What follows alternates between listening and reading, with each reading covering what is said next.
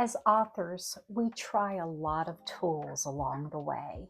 Some stick, some don't. As I look towards 2026, I want to share the tools that really worked for me and why I'm keeping them in my toolkit for 2026.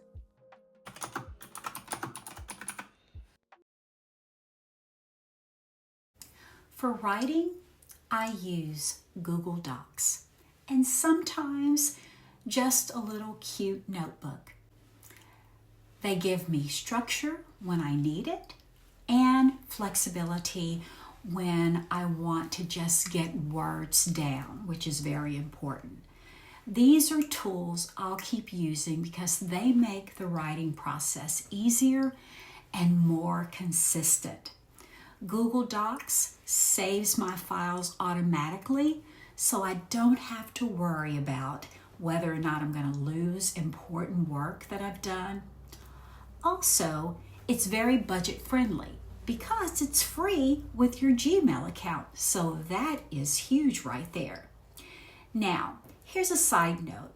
I like to keep the basic $19.99 Microsoft 365 on hand just in case I need a Word document. But really, for my writing life, I use Google Docs. I go to Dollar Tree to pick up me a cute little notebook. I love the little notebooks to carry with me because, I'm a baby boomer and I love to write down and make lists in notebooks.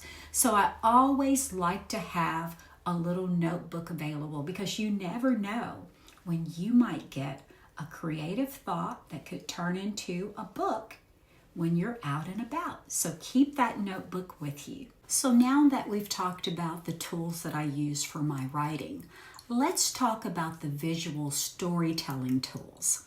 The first one is Canva.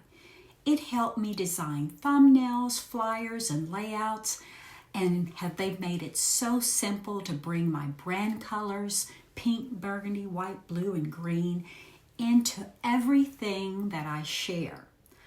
I'll keep using Canva because it makes my designs accessible and professional without needing a big team. I love laying my picture books out in Canva. It really creates a great visual for you when you're writing. And also, it helps me create my digital products. Related to Canva, I have Canva Pro at $12.99 a month, which is an expense, but I love Canva so much that I'm willing to pay for it. However, they do have a free version that works pretty good for a tight budget. I've used Fiverr, which is a platform that gives you freelancers who can help you bring your dreams to life. And it is so wonderful. It is very, very helpful. So to keep Fiverr budget friendly, you really have to do your research. When you go on the platform, it can be overwhelming, but take a breath and move forward. It's good to know what kind of freelancer that you're looking for. And that way you can filter out people that are maybe too expensive for you, so then you can narrow down your choices.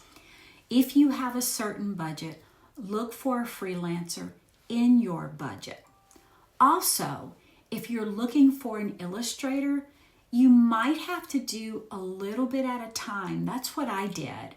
My illustrations cost me about $1,200, but what I did, I was able to spread that out over a year and a half.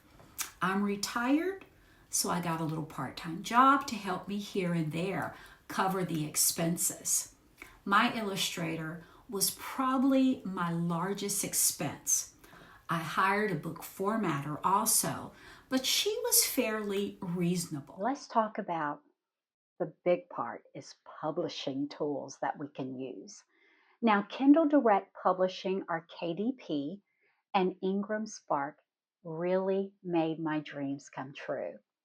Also, they taught me how important categories and keywords are, And they're not exciting, but they make sure readers can actually find your books.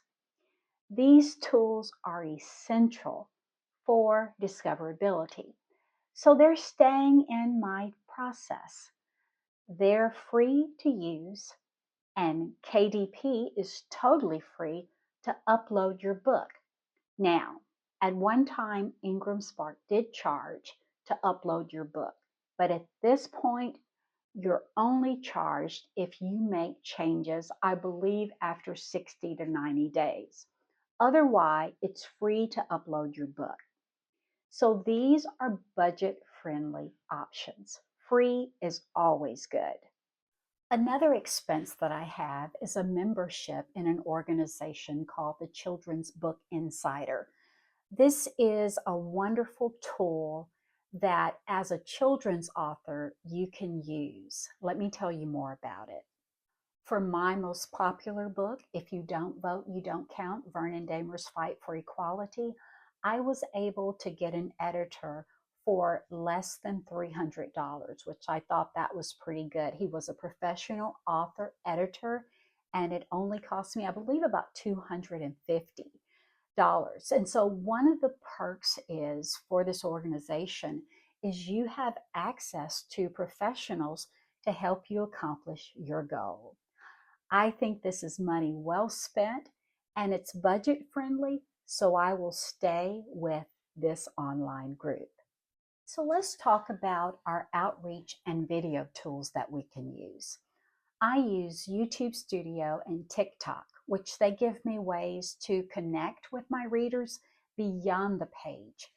Canva video templates have made it very easy to create content without overcomplicating things. Another resource that I will use in 2026 is Jimsy.io to help me get honest, verified reviews for my books on Amazon. Every indie author needs reviews, and Jimsy.io is a great resource to use. You can get 30% off when you use my code that's here on the screen. So what am I leaving behind? Some tools were helpful at the time, but I've kind of outgrown them. I'm letting those go so I can focus in on what actually supports my goals now. 2025 has been a wonderful year for me as an indie author. I'm accomplishing goals that I used to just dream about, and I want this for you too in 2026.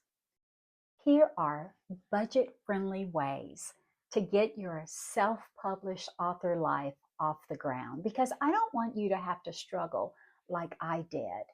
Use these tools to help you get your writing life off the ground.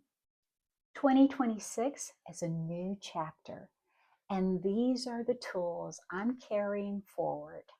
They've helped me write, design, publish, and connect, and also market my books.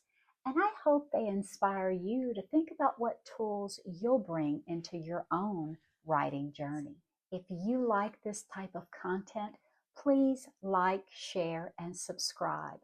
I could really use your help in 2026 to continue to grow my channel, grow my platform, so I can help more indie authors live their creative lives.